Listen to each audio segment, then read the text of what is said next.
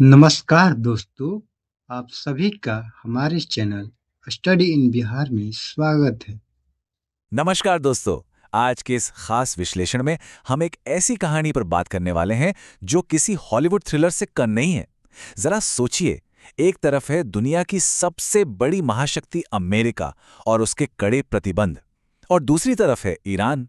इन दोनों के बीच तकनीक और कूटनीति का एक ऐसा चूहे बिल्ली का खेल चल रहा है जो बिल्कुल हमारी आंखों के सामने है, लेकिन फिर भी दुनिया की नजरों से छिपा हुआ है। तो चलिए, बिना किसी देरी के सीधे इस दिलचस्प मामले की गहराइयों में उतरते हैं। अब शुरुआत करते हैं एक बहुत ही बुनियादी लेकिन चौंकाने वाले सवाल से। आप खुद सोच के देखिए, एक ऐसा देश जिसे ग्लोबल बैंकिंग सिस्टम से पूरी तरह काट दिया गया हो, जिस पर तेल बेचने तक की भारी पाबंदी हो, वो आखिर इतने सालों से सरवाइव कैसे कर रहा है? मतलब जब आप इंटरनेशनल लेवल पर पैसे का लेन देन ही नहीं कर सकते, तो आपकी की पूरी अर्थव्यवस्था चलती कैसे है? इसका जवाब यकीन मानिए आपको हैरान कर देगा। सबसे पहले बात करते हैं अमेरिका और ईरान के सीधे टकराव और उस कुख्यात स्विफ्ट सिस्टम बैन की। तो हुआ ये कि अमेरिका ने अपना सबसे बड़ा हथियार निकाला, स्विफ्ट सिस्टम को ब्लॉक करना। अमेरिका ने दुनिया भर के बैंकों को साफ साफ कह दिया कि भाई, कोई भी ईरान को डॉलर ट्रांसफर नहीं करेगा। और इसका सीधा सा मतलब यह था कि ईरान इंटरनेशनल ट्रेड के एक ऐसे पिंजरे में कैद हो गया जिसकी चाबी डॉलर थी, और वो चाबी अब अमेरिका की जेब में थी। अगर कोई देश ईरान के साथ व्यापार करना भी चाहे तो पेमेंट कैसे करे? और इसके बाद जो डोमिनो इफेक्ट हुआ ना, वो सच में डरावना था। डॉलर का आना जैसे ही बंद हुआ, ईरान की अपनी राष्ट्रीय मुद्रा रियाल ताश के पत्तों की तरह ढह गई। हालत इतनी ज्यादा खराब हो गई कि सरकार को लिटरली अपनी करेंसी की कुछ वैल्यू बचाने का भ्रम पैदा करने के लिए नोटों पर से कई शून्य यानी जीरो हटाने पड़ गए। किसी भी देश की इकोनॉमी के लिए आप कह सकते हैं कि यह सबसे बुरे सपनों में से एक है।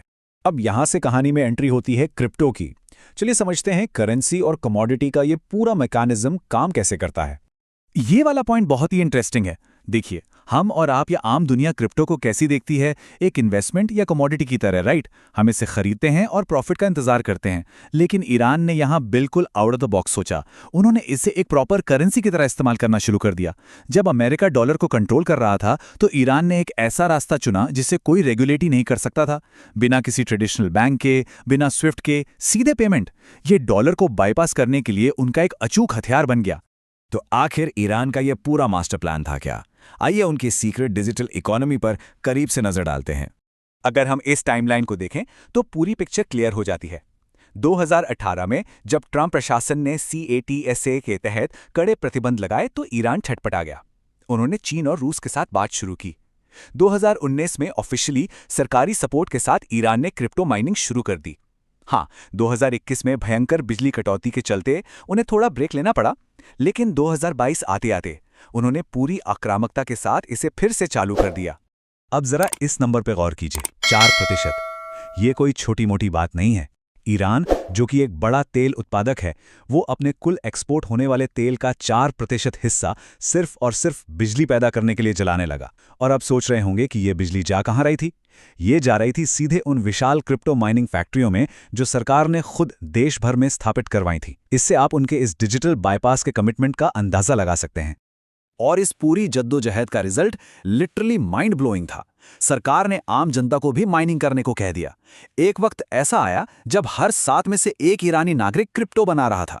वॉल स्ट्रीट जर्नल की रिपोर्ट के मुताबिक अप्रैल 2024 तक आते आते ईरान ने $8 बिलियन का एक ऐसा क्रिप्टो मार्केट खड़ा कर लिया जो दुनिया की नजरों से पूरी तरह छिपा था। मतलब करीब 70,000 करोड़ रुपए की एक पूरी की पूरी समानांतर इकोनॉमी। ईरान का कॉन्फिडेंस इस कदर बढ़ चुका था कि उन्होंने स्ट्रेट ऑफ होर्मुज से निकलने वाले जहाज़ों के सामने एक अजीबोगरीब शर्त रख दी।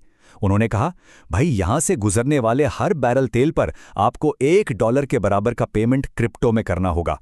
और जब अप्रैल में यह खबर बाहर आई ना, तो ग्लोबल क्रिप्टो मार्केट में अचानक से एक जबरदस्त उछाल आ गया, क्योंकि दुनिया को पहली बार समझ आया कि एक राष्ट्र के स्तर पर क्रिप्टो का असली इस्तेमाल कैसे किया जा सकता है। चलिए ईरान के इस पूरे इंफ्रास्ट्रक्चर को एक 16:9 के 3D कॉन्सेप्चुअल मैप के तौर पर समझते हैं। इसे अपने दिमाग में कुछ ऐसे विजुअलाइज करें। पहला नोड है ऊर्जा सब्सिडी, जिसका विजुअल है एक चमकता हुआ पावर ग्रिड, यानी सरकार आम माइनर्स को भारी डिस्काउंट पर बिजली दे रही है। दूसरा नोड है मिलिट्री एक्सचेंज, जिसे एक डिजिटल वॉल्ट की तरह सोचें, जहां IRGC ने पैसे का लेन देन छिपाने के लिए खुद के क्रिप्टो प्लेटफॉर्म बनाए।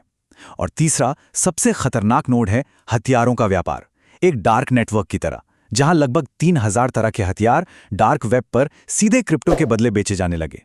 एक लाइन में कहें तो यह एक अनट्रेसेबल नेटवर्क है जो दुनिया भर के विद्रोही गुटों को बिना किसी सुराग के फंडिंग दे रहा है। अब अमेरिका भी चुप तो बैठने वाला नहीं था। शुरू होता है उनका पलटवार, ऑपरेशन इकोनॉमिक फ्यूरी। अमेरिका को बहुत जल्द ये समझ आ गया कि ईरान की कमर तोड़ने के लिए उन्हें पैसे के इस नए डिजिटल स्रोत को हर हाल में काटना होगा। पारंपरिक पाबंदियां अब काम नहीं आ रही थीं, इसलिए उन्होंने सीधे ईरान के डिजिटल बुनियादी ढांचे पर धावा बोल दिया। अमेरिका ने अपने टॉप हैकर्स और साइबर एक्सपर्ट्स को काम पर लगाया ताकि वो ईरान के उन छिपे हुए डिजिटल वॉलेट्स को ट्रैक कर सकें और उनके बिटकॉइन सिस्टम्स को ब्लॉक कर सकें।